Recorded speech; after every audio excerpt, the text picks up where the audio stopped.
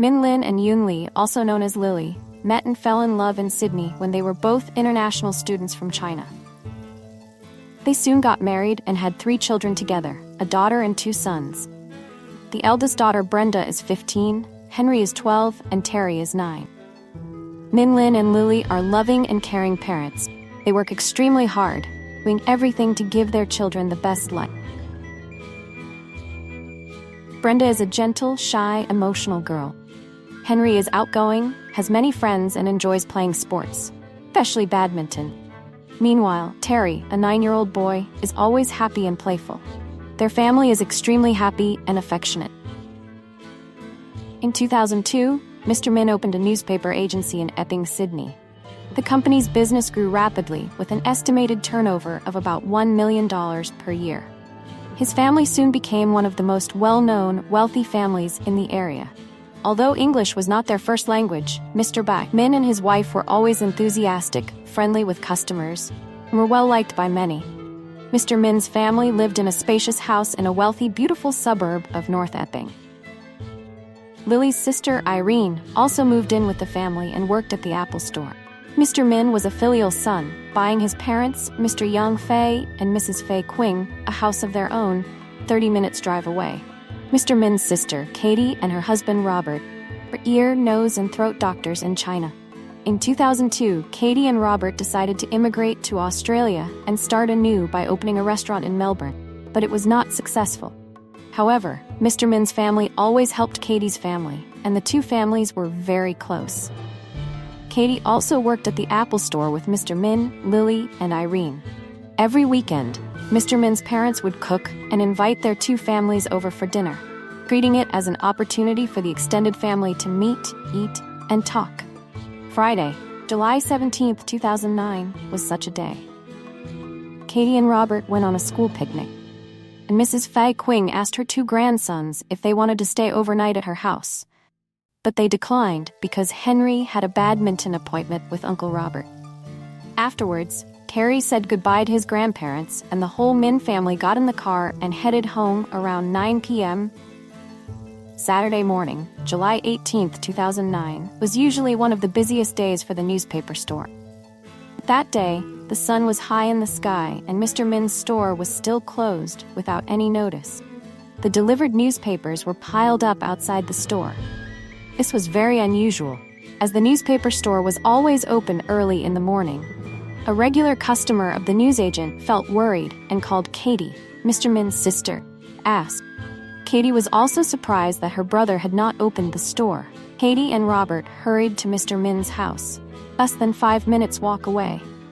Katie thought that maybe the family was sick or had overslept, but she could not have imagined that what she was about to witness was worse than any nightmare.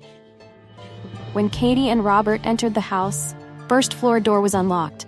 Everything looked normal, nothing was disturbed. However, the house was eerily quiet and the atmosphere made Katie feel cold. They called out everyone's name, but no one answered. Katie and Robert walked up the stairs, step by step, and when they entered Mr. Min's bedroom, Katie screamed in horror. Before her eyes was a scene like something out of a horror movie. Lily's body lying in a pool of blood on the bed, her face beaten to the point of disfigurement, blood splattered everywhere. The other bedrooms shared a similar scene. Irene's body was found in her bedroom, lying on the bed. Henry and Terry were also found on the floor, dead. They had all been beaten to death with hammers, with blood everywhere. The case is said to be one of the most brutal crimes in Australian crime history.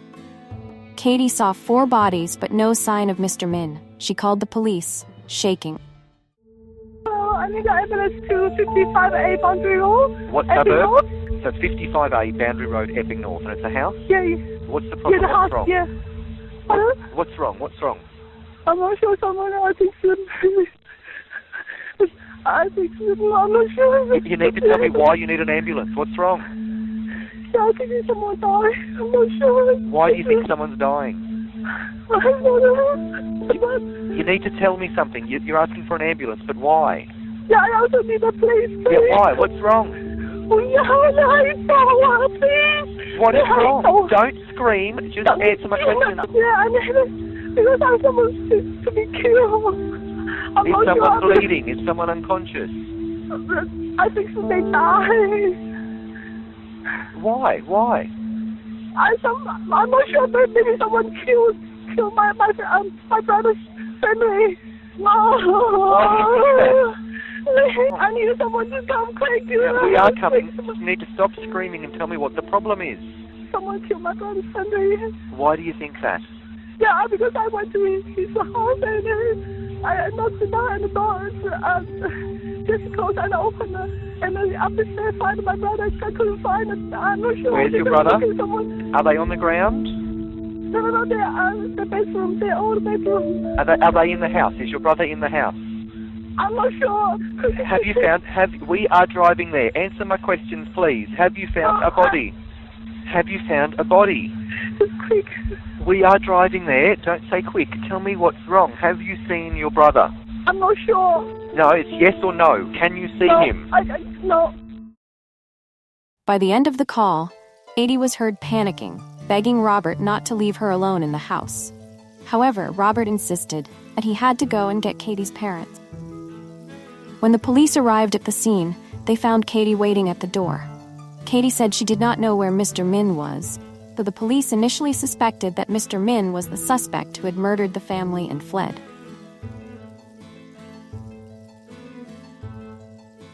However, the forensic team soon found Mr. Min's body under the covers, next to Lily. He had suffered the same terrible end as the other members of the family. Mr. Min's parents were taken to the hospital in shock and grief. Brenda was on a school trip at the time and received many messages and calls from friends and relatives asking if she was okay. At first, Brenda thought everyone was joking, but then she received a call from the principal with the bad news. Brenda was in shock and couldn't believe it was true. Brenda's school arranged for her to return to Sydney on the earliest available flight. Upon landing, Brenda met Katie and the police officers. She was confronted with a terrible truth.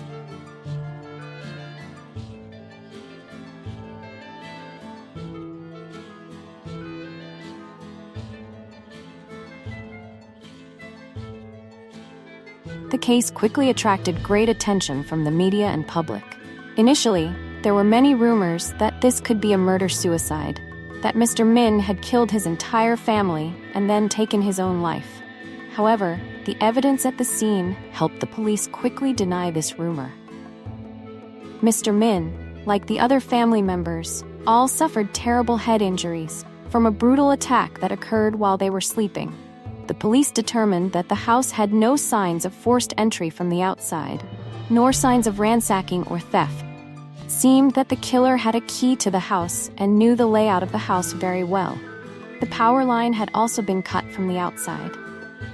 Remarkably, Brenda's bedroom was completely untouched. There were bloodstains on the doorknobs of other rooms in the house. There was no trace on Brenda's doorknob. This showed that the killer knew the people in the house and knew that Brenda was not home at the time of the attack. Police also determined that the killer wore gloves based on the bloodstains on the walls. On the floor, police collected 24 bloody shoe prints, all belonging to a pair of shoes measuring 8 to 10. Investigators believe the murders took place between 2 and 5:30 a.m. Mr. Min was the first to be killed, followed by Lily, Henry, and Terry. 2 brothers may have woken up after hearing the sounds of their parents and Aunt Irene being murdered. By analyzing the bloodstains and the position of the boys' bodies, police believe that Henry and Terry fought for their lives. Henry was hit 3 times in the head, while Terry was the only one who survived for 2 hours after the attack. The autopsy revealed that all the victims died from blunt force trauma and asphyxiation. Police believe that the murder weapons were likely a hammer and a rope. A few days later, the police asked Robert to come in for questioning. Katie was horrified as she walked through each room and saw the bodies of each person lying in the blood-stained room. I think maybe my brother, but I can't see any hand, leg, or head, or any body. Throughout the entire time, Robert bowed his head, cried, and stared at the table as he spoke to the police through an interpreter.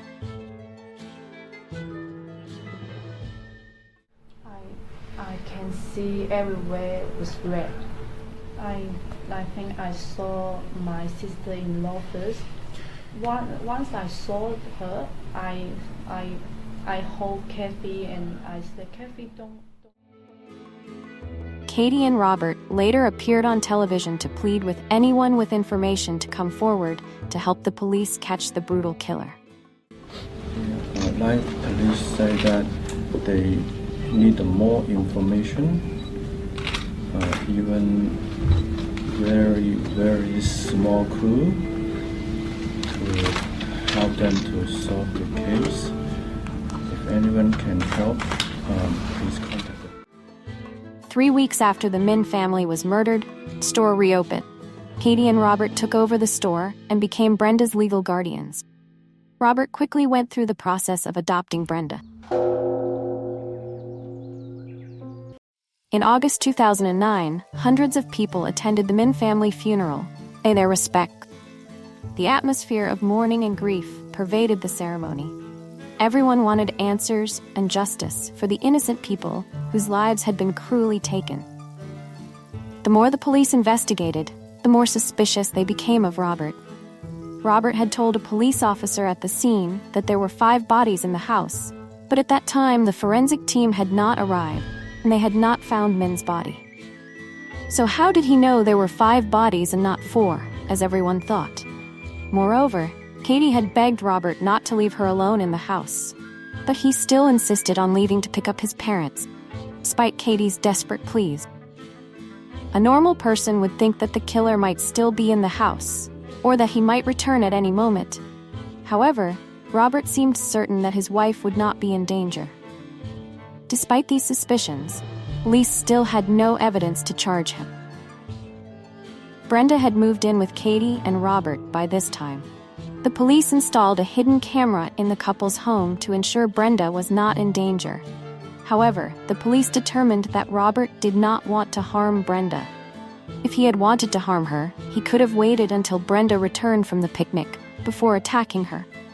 It was clear that Robert did not want to kill Brenda, so he chose to attack when she was not home.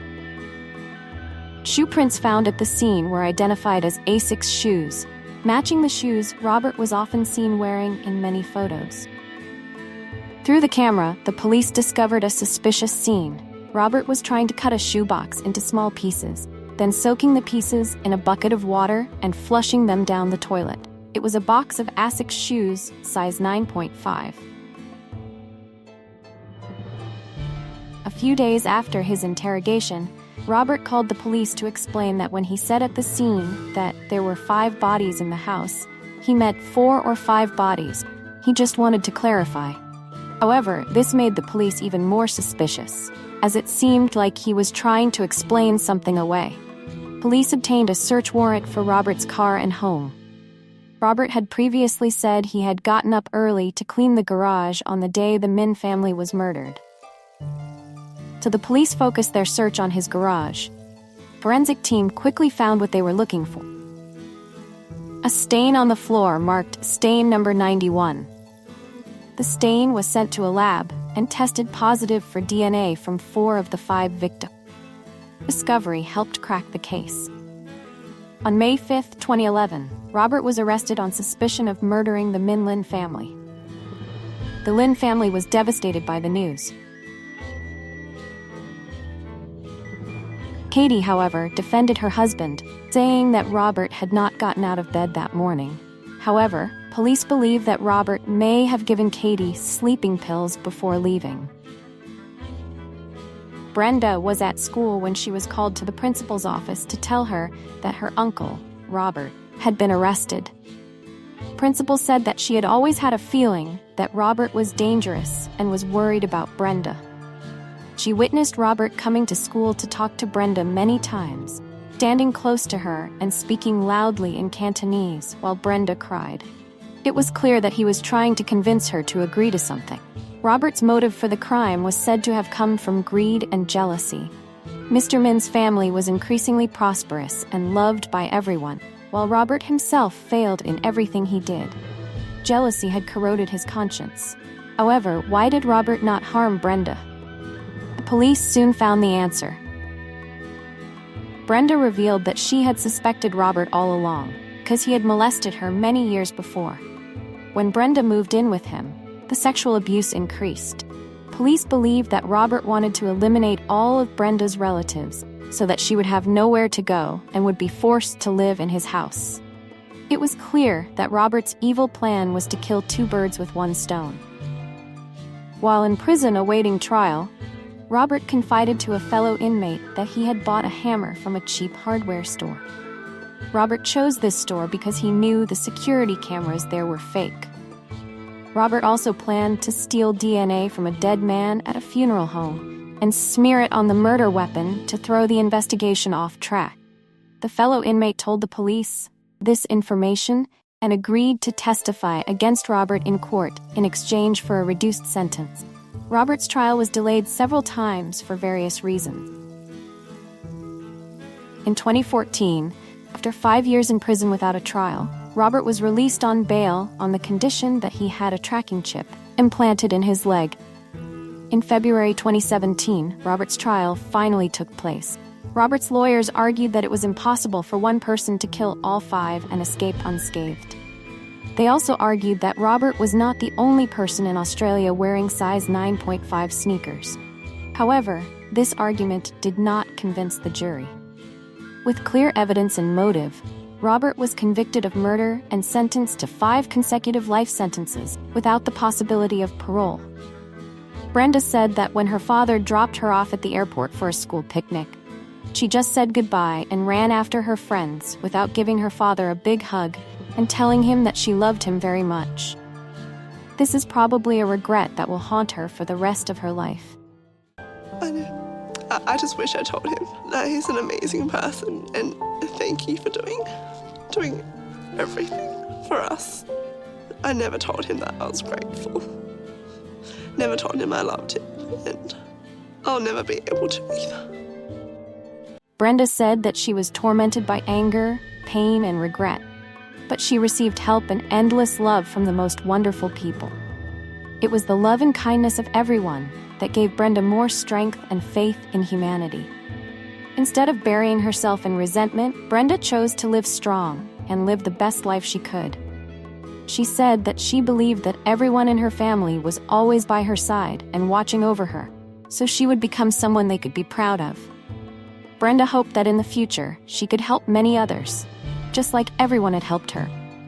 Brenda's way of looking at life and overcoming adversity is admirable. She has witnessed the most cruel of humans, still sees the best of love. Life is short to always love and show love for the people we cherish.